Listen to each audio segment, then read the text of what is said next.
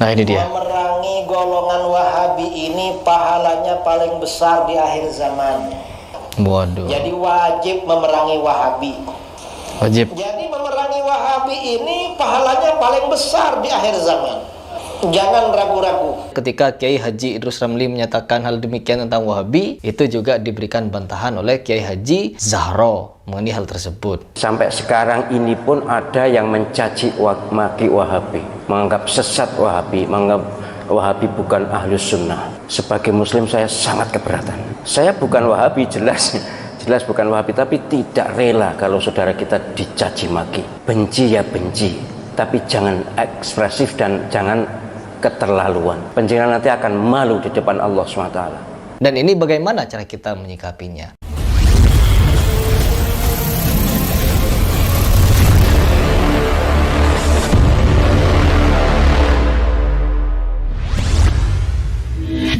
Bismillahirrahmanirrahim. Teman-teman, saya mendapatkan suatu berita atau di-share satu video oleh para subscriber saya atau follower saya dari Instagram, di mana ada pernyataan dari Kiai Haji Idrus Ramli, di mana di salah satu ceramahnya beliau memberikan pernyataan untuk memerangi orang-orang Salafi Wahabi, atau katanya mendapatkan pahala yang luar biasa apabila kita memerangi kelompok-kelompok Salafi Wahabi ini.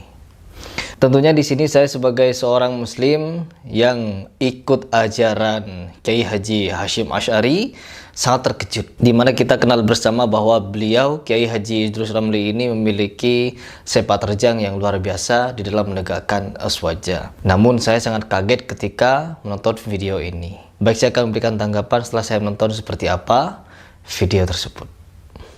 Nah ini dia. Memerangi golongan Wahabi ini pahalanya paling besar di akhir zaman.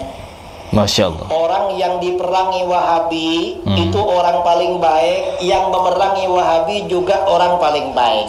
Waduh. Jadi wajib memerangi Wahabi, karena ajaran Wahabi ini ajaran mungkar, Subhanallah. ajaran teruk, ajaran buruk, ajaran jelek, wajib diperangi.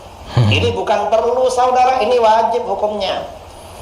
Karena orang itu kalau cuma Islam tuh tak cukup. Yang penting Islam, gak ada macam itu. Setelah berislam, karena Islam ini bermacam-macam. Ada Islam yang baik, ada Islam yang tak baik. Artinya jahat. Kita ini wajib mengikuti Islam yang baik, dan tak bagi kita ini tak boleh mengikuti Islam yang tak baik. Wahabi itu Islam yang tak baik. Kita wajib mengikuti Islam Ahlus Sunnah wal Jamaah. Iya. Wajib. Jadi memerangi Wahabi ini pahalanya paling besar di akhir zaman. Iya. Karena mereka ini ajaran Memerangi. penipu. Jadi wajib. Jangan ragu-ragu. Jadi wajib katanya ya teman-teman, memerangi Wahabi itu wajib. Ya Allah.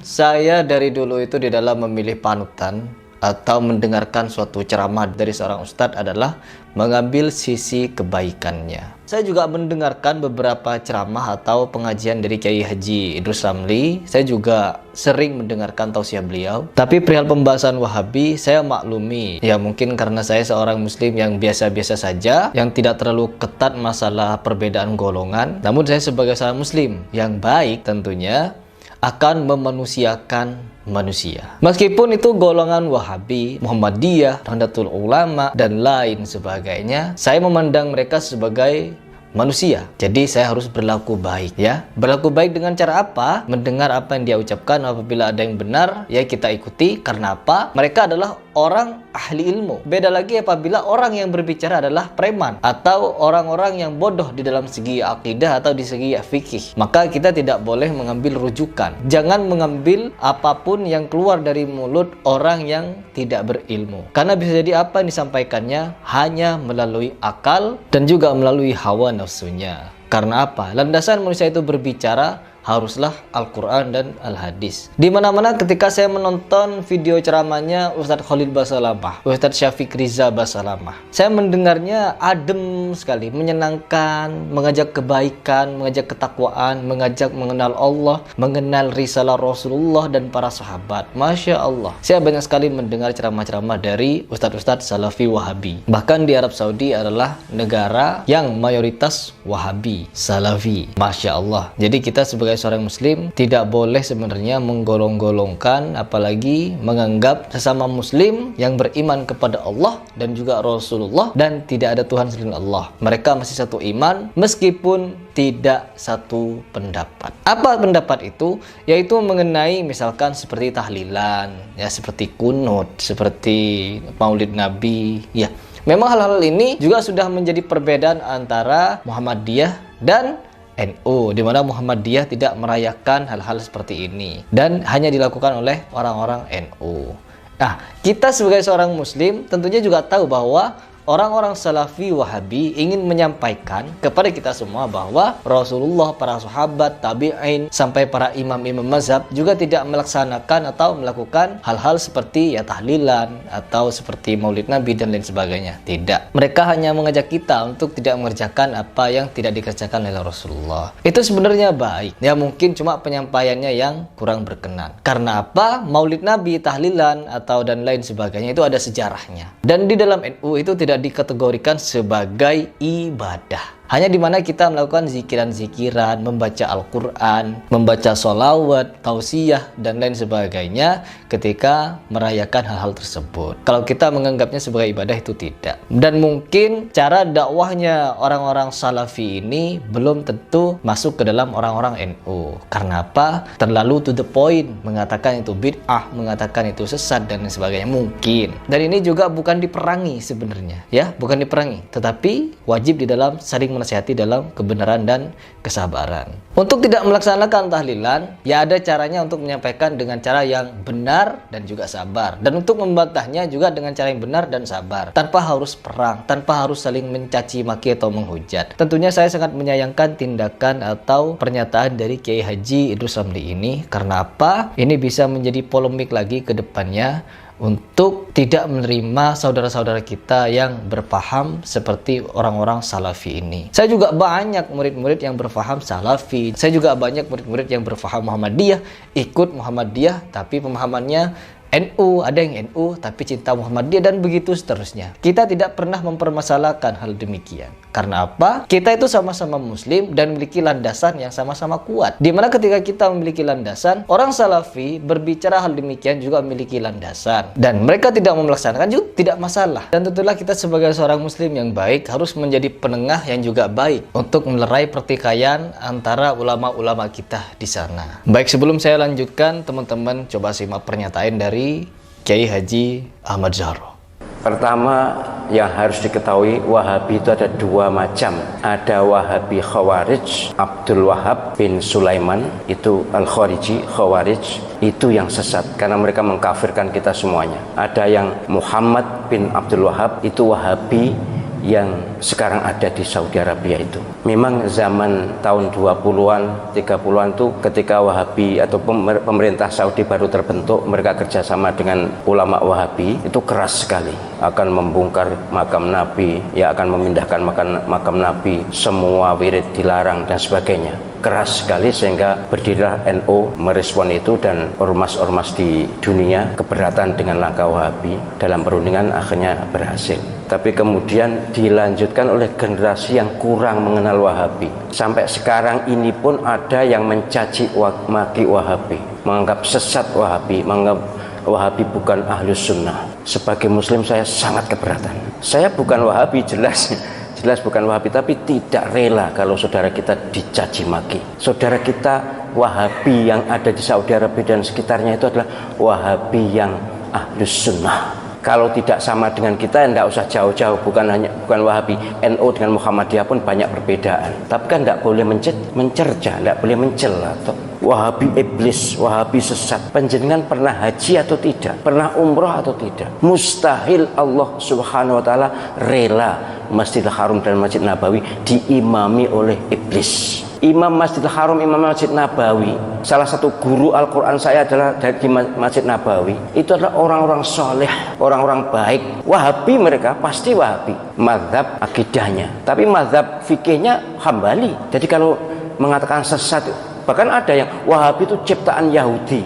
Benci ya benci, tapi jangan ekspresif dan jangan keterlaluan. Penjenengan nanti akan malu di depan Allah SWT. Mustahil, sekali lagi, Masjidil Haram diimami oleh orang yang sesat. Mustahil Allah SWT ridho Masjid Nabawi, imam masjidnya adalah orang-orang sesat. Saya tuh bahkan, karena saya akrab juga dengan Syekh Abdurrahman As-Sudais, Syekh Soal Surem, akrab saya dengan mereka. Mereka tuh bahkan dalam persepsi saya orang yang paling awal masuk surga di antara orang yang hidup sekarang ini. Bersih lahir batin.